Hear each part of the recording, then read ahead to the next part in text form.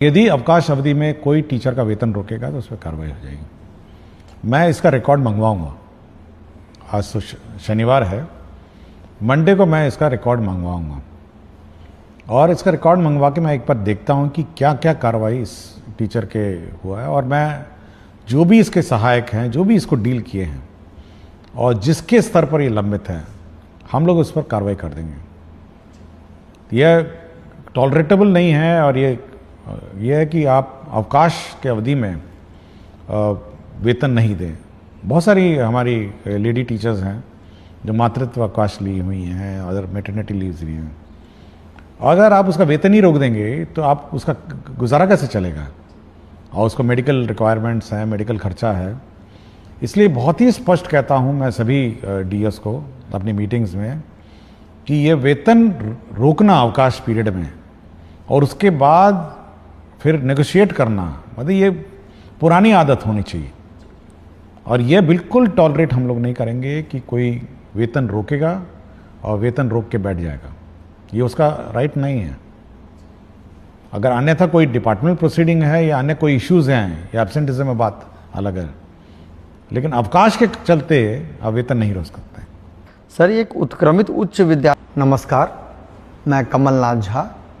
शिक्षा की बात हर शनिवार के इस नए अंक में आप सभी का स्वागत करता हूं, अभिनंदन करता हूं। हम आज फिर से शिक्षकों और अभिभावकों के कुछ प्रश्नों के साथ उपस्थित हैं। आपके प्रश्नों के उत्तर देने के लिए हमारे साथ डॉक्टर एस सिद्धार्थ, शिक्षा विभाग के अपर मुख्य सचिव उपस्थित हैं। मैं आपका स्वागत करता हूं, अभिनंदन। एक गृहिणी हैं, नीता गुप्ता नाम है, मर्दाहा टोली पटना की रहने वाली हैं। इनका कहना है, महाशय मैं एक गरीब परिवार की महिला हूं। मैंने अपने बेटे का नामांकन माध्यमिक विद्यालय मर्दाहा टोली पटना में करवाया है एवं हर रोज अपने बेटे को नियत समय पर विद्यालय भेजती हूं, परंतु यह देखकर बहुत ही आहत हूं कि विद्यालय में पठन पाठन का कार्य नहीं होता है। मेरे बेटे की तरह ही सारे बच्चे कक्षा में बैठकर शिक्षक के आने का इंतजार करते रहते हैं, परंतु शिक्षक कार्यालय में बैठकर बातें करते रहते हैं, जिससे मेरा बच्चा घर आकर मुझे ये कहता है कि माँ, मुझे भी नामांकन प्राइवेट विद्यालय में करवा दो। महोदय, मैं डेली समाचार के माध्यम से आपको देखती हूँ और सुनती हूँ, जिससे मुझे विश्वास होता है कि अब सरकारी स्कूल में भी अच्छी पढ़ाई होती है, परंतु अपने बच्चे की स्थिति को देखकर ऐसा लगता है मानो वो एक भ्रम है। मान्यवर, मेरी आपसे विनती है कि आप अपने लेवल पर इस विद्यालय के पठन पाठन की जांच करें ताकि दोषी सामने आ सके। मैं आपकी सदा आभारी रहूं। देखिए, ये मैसेज मेरे व्हाट्सएप में आया था और मैंने अपने ऑफिसर्स को कहा है इस विद्यालय की जांच करें और मैंने यह भी कह दिया कि इसके सारे टीचर्स बदल दें। ये भी मैंने कह दिया है कि जो भी टीचर्स यहाँ पढ़ाते हैं पूरे के पूरे बदल दीजिए और यदि यह बात सत्य निकलती है जांच में तो मैं तो इनको जिला से बाहर निकाल दूंगा। मतलब जो पटना जिला मुख्यालय में बैठे आनंद ले रहे हैं, ये बिल्कुल इस जिले से बाहर चले जाएंगे। तो मैं बिल्कुल स्पष्ट कर दिया हूँ। मैंने ये देखिए बहुत स्पष्ट है और शिक्षा विभाग का बहुत स्पष्ट निर्देश है कि अगर इस प्रकार की शिकायत आएंगी और आप बैठे स्कूल में केवल गप लड़ाएंगे और टाइम पास करेंगे तो आप ये कंप्लेंट अगर आ गई और उसकी जांच हो गई तब तक उस जिले से बाहर चले जाएंगे। मैं प्रखंड और पंचायत की भी बात नहीं करूंगा, मैं सीधे जिले से बाहर कर दूंगा। मुझे बड़ा दुख हुआ जब मैं इस व्हाट्सएप में इस महिला, इस गृहिणी का मैंने मैसेज पढ़ा और इमीडिएटली मैंने कहा कि सारे टीचर बदल दीजिए और हम ये टॉलरेट ही नहीं करेंगे कि कोई इस प्रकार का बर्ताव किसी स्कूल में करे। और मैं बहुत बार चेतावनी दे चुका हूँ और बहुत ही स्पष्ट मैंने अपने डीओ को कहा है कि अगर कंप्लेंट आई और कंप्लेंट में सत्यता आई तो आप यह सुनिश्चित करेंगे कि पटना जिला अगर उसको मुझे ना पड़े तो कोई प्रॉब्लम नहीं होगा। ये अपने को नजर आएंगे या अपने को कहीं बॉर्डर जिले में नजर आएंगे। इतनी दूर हम लोग इनका पोस्टिंग कर देंगे, कोई रियायत नहीं हम इनको देंगे। आपको स्कूल में भेजा है, आपको स्कूल में सब सुविधा दी है, आपके घर के स्कूल में, आपके घर के निकट स्कूल में हम लोगों ने पदस्थापन किया है और उसके बाद अगर आप पढ़ाएंगे नहीं तो फिर ऐसे दूर दराज जाइए जहाँ पे आप पढ़ाने के अलावा आपके पास कोई काम ही नहीं रहेगा। सर, एक राधिका शर्मा हैं, गोपालगंज जिला में शिक्षिका हैं, सिधवलिया प्रखंड एनपीएस बुचिया काली टोला में कार्यरत हैं। इनका कहना है कि महोदय, मेरे साथ एक भीषण दुर्घटना हुई जिस कारण मेरे सीधे पैर के घुटने के सभी लिगामेंट टूट गए और उसके बाद मेरा ऑपरेशन कराया गया। महोदय, मैं 4 जनवरी 2025 से 31 मार्च 2025 तक मेडिकल अवकाश पर रही और इसके भुगतान के संबंध में मुझे किसी प्रकार की सहायता उपलब्ध नहीं करवाई जा रही। देखिए, हम लोगों ने बहुत स्पष्ट निर्देश दिया है। आपने देखा होगा, एक अवकाश के संबंध में निर्देश दिया है। अवकाश अवधि में वेतन नहीं रोकना है, अनलेस एंड अनटिल नो पे लीव पे कोई है। और यदि अवकाश अवधि में कोई टीचर का वेतन रोकेगा तो उस पर कार्रवाई हो जाएगी। मैं इसका रिकॉर्ड मंगवाऊंगा।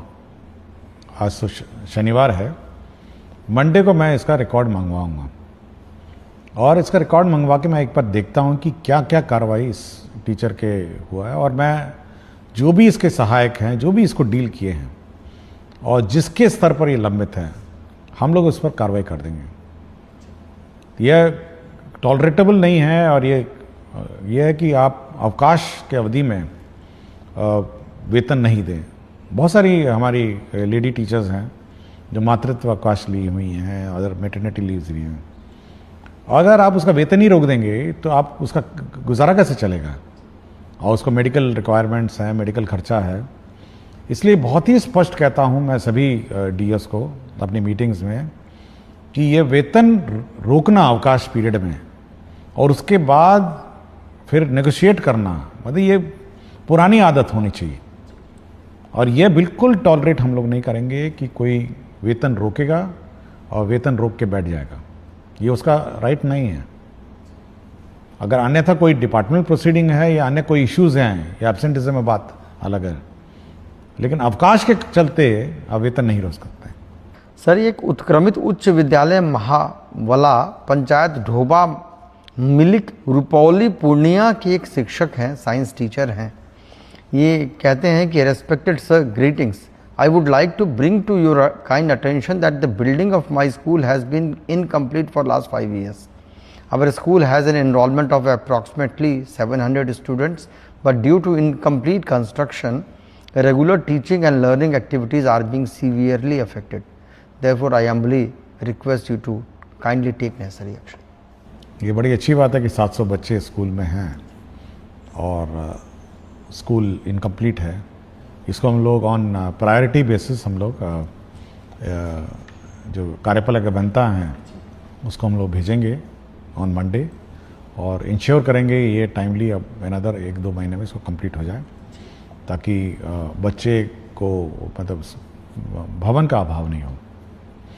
और इसी प्रकार हम लोगों ने जो इस साल की कार्य योजना भी बनाई है कि जितने भी इस प्रकार के क्लासरूम के शॉर्टेज वाले रूम्स हैं, रेगुलर क्लासरूम्स हम लोग कंस्ट्रक्शन का सैंक्शन हम लोग इसी महीने सभी कर देंगे कि पूरे राज्य में हमारे क्लासरूम्स, हमारे बाथरूम, टॉयलेट, हमारे वाटर सप्लाई सिस्टम्स, इलेक्ट्रिफिकेशन, ये सारा हम लोग इस महीने पूरे राज्य का सैंक्शन कर देंगे। इसलिए जिनके पास है भी नहीं और जिनके यहाँ रूम्स की कमी है, वह इस बात से जानकारी देना चाहूँगा कि वहाँ पर भी हम लोग अब classroom, additional classrooms, toilets, water supply और इलेक्ट्रिफिकेशन, ये ऑन प्रायोरिटी बेसिस, और जहाँ जहाँ इंक्रोचमेंट और अन्य इश्यूज़ हैं और बाउंड्री भी हम लोग इस साल निर्माण कराएंगे। Thank you sir. सर, एक सर मधवापुर प्रखंड है मधुबनी जिले के, वहाँ के एक सिटीज़न हैं, वो एक सवाल रख रहे हैं कि हमारे प्रखंड में टोला सेवक एवं मरकज सेवक की कई सीटें रिक्त हैं, परंतु इसके बावजूद एक भी सीट जारी नहीं की गई है कि शिक्षा व्यवस्था एवं नियोजन प्रक्रिया के पारदर्शिता के विपरीत प्रतीत होता है। जानकारी प्राप्त हो रही है कि कुछ अधिकारियों द्वारा गलत तरीके से 0 सीट की रिपोर्ट विभाग को भेज दी गई है, जिससे योग्य अभ्यर्थियों के अवसर बाधित हो रहे हैं। आपसे निवेदन है कि इस संबंध। देखिए, तालमी मरकज़ और जो टोला सेवक हैं, जो इन दोनों की बहाली हो रही है और एक डेडलाइन फिक्स्ड है। हम लोग देखिए बहुत सारे माननीय उच्च न्यायालय में भी वाद लंबित हैं। हम लोगों ने ये कहा है कि जहाँ जहाँ उच्च न्यायालय में वाद लंबित नहीं है वहाँ की बहाली करें, और जहाँ पर माननीय उच्च न्यायालय में वाद लंबित है उनका जैसे जैसे निपटारा होगा हम लोग बहाली करेंगे।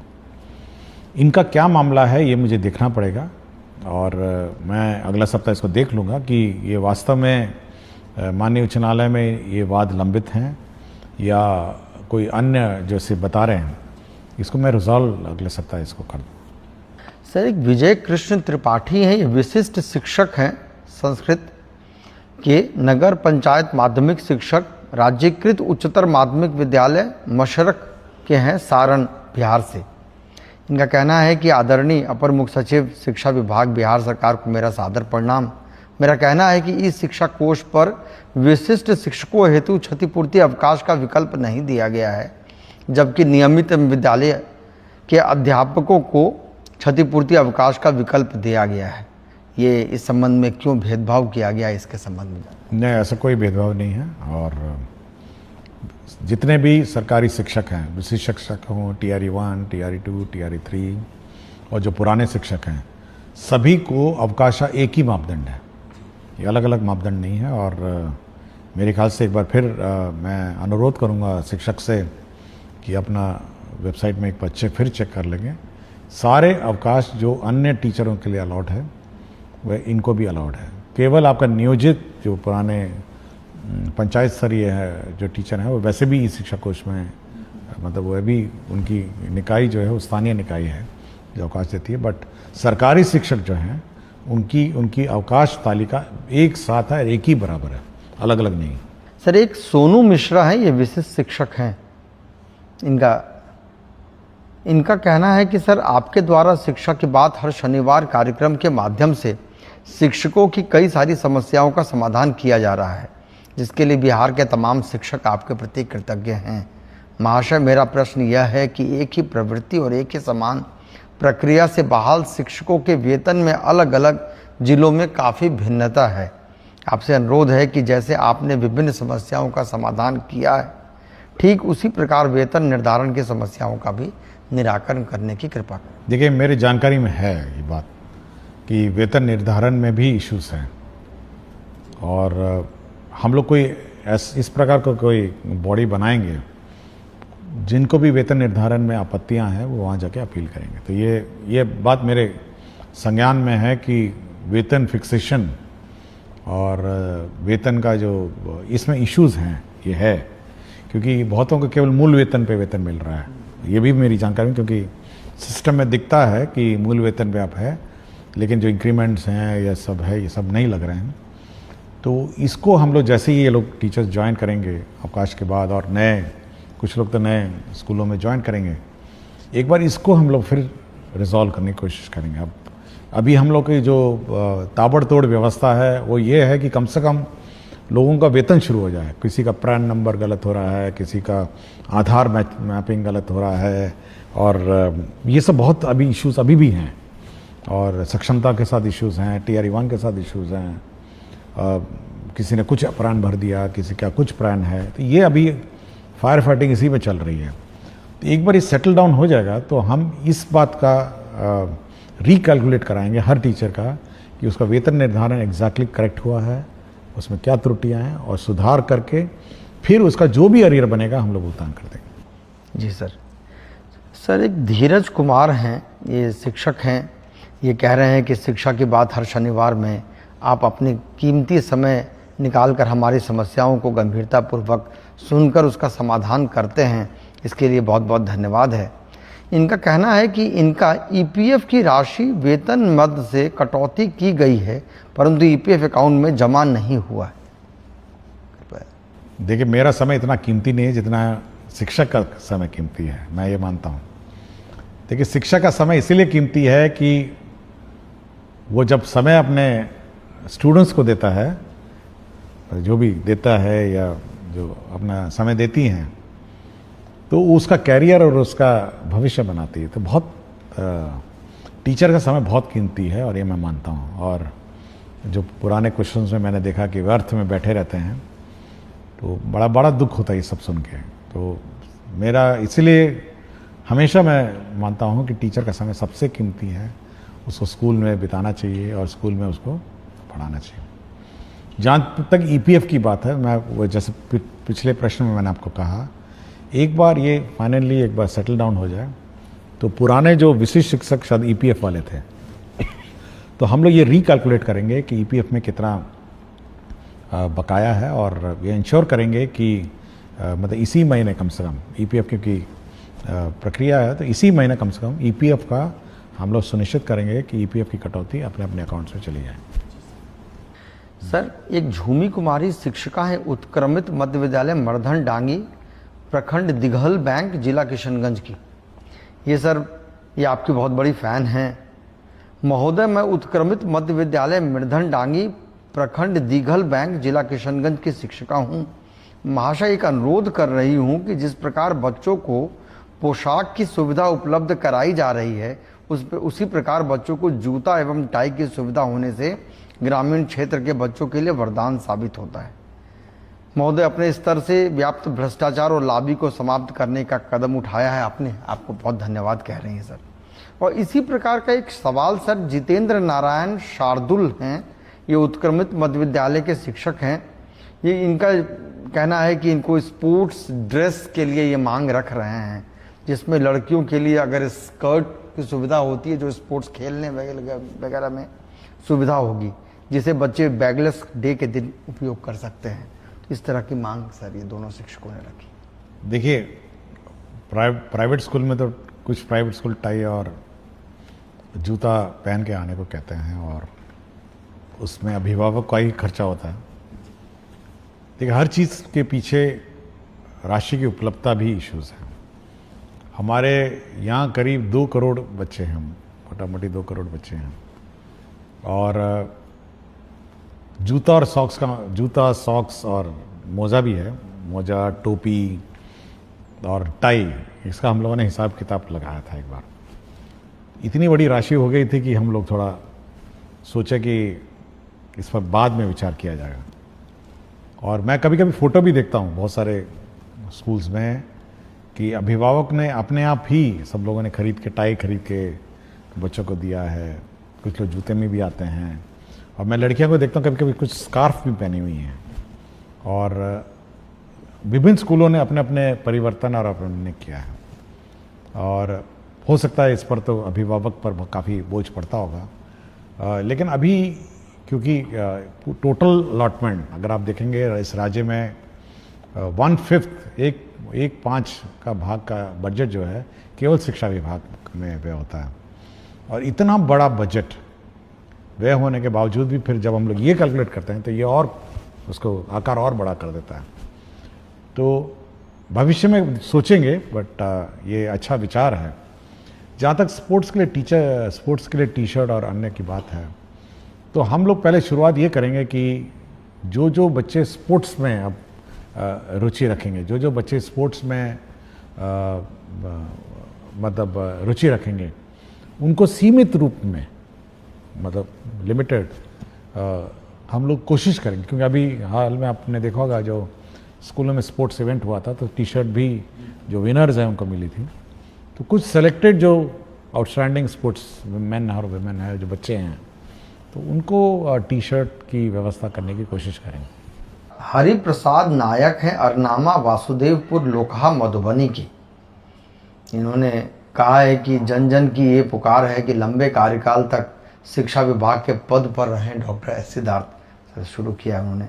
मान्यवर, आपने जिस कार्य कौशल के तहत शिक्षकों की दैनिक उपस्थिति में सुधार की है, इस कृति के लिए प्रार्थना है कि बिहार सरकार आपको एक प्रशंसा पत्र प्रदान करे और आपके द्वारा किए गए इस कार्य को इतिहास के पन्नों में स्वर्ण अक्षरों में सचित्र अंकित किया जाए।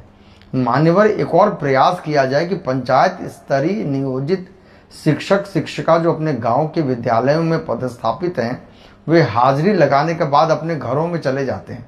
रोकने पर एचएम के साथ गाली गलौच और अभद्र व्यवहार करवाते हैं। महाशय, ऐसे शिक्षकों का स्थानांतरण अनुमंडल के बाहर कर दिया जाए। देखिए, मुझे कोई प्रमाण पत्र की ज़रूरत नहीं है, और मुझे कोई प्रशस्ति पत्र की ज़रूरत नहीं, और मेरा एक ही प्रशस्ति पत्र होगा। मतलब अगर शिक्षक देना चाहेंगे या अभिभावक देना चाहेंगे वह यही होगा कि बच्चों को अच्छी शिक्षा मिल जाए, मतलब उसका कैरियर बन जाए और अच्छे अच्छे स्थानों में वो पदस्थापित हो जाए और एक शिक्षित बच्चा हमारे विद्यालयों से निकले। यही मेरे लिए मेडल कहिए, प्रशस्ति पत्र कहिए और मेरे एफर्ट्स को अप्रिशिएट करने का एक ही माध्यम है कि बच्चा पढ़ के अच्छा पढ़ाई करके निकले, अच्छा एक शिक्षित सिविल समाज में वो बिहेव करे, ट्रैफिक रूल फॉलो करे, क्यू में खड़ा हो, एक डिसिप्लिन नागरिक के रूप में वो इस विद्या का जो मंदिर है वहाँ से निकले। तो मेरा एक ही उद्देश्य है और यदि कोई टीचर और अभिभावक सोचते हैं कि हमको मेडल मिले तो यही मेरा मेडल है कि बच्चा इस विद्या का मंदिर में पढ़ाई करके निकले। जहाँ तक जो स्थानीय निकायों के टीचर हैं उनके बारे में जो लिखा गया है मैं दोहराऊंगा नहीं, मैं बहुत ही स्पष्ट हूँ कि क्योंकि हो सकता है स्थानीय निकाय क्योंकि अनुमंडल से बाहर नहीं जा सकते हैं, लेकिन इन पर कार्रवाई हम लोग करते हैं। यह बिल्कुल स्पष्ट है। यदि सोचते हैं कि स्थानीय निकाय में हैं और इन पर कोई कार्रवाई नहीं हो सकती है, हम लोगों ने बहुत सारे स्थानीय निकाय टीचरों को डिसमिस किया है, बहुतों की नौकरी गई है।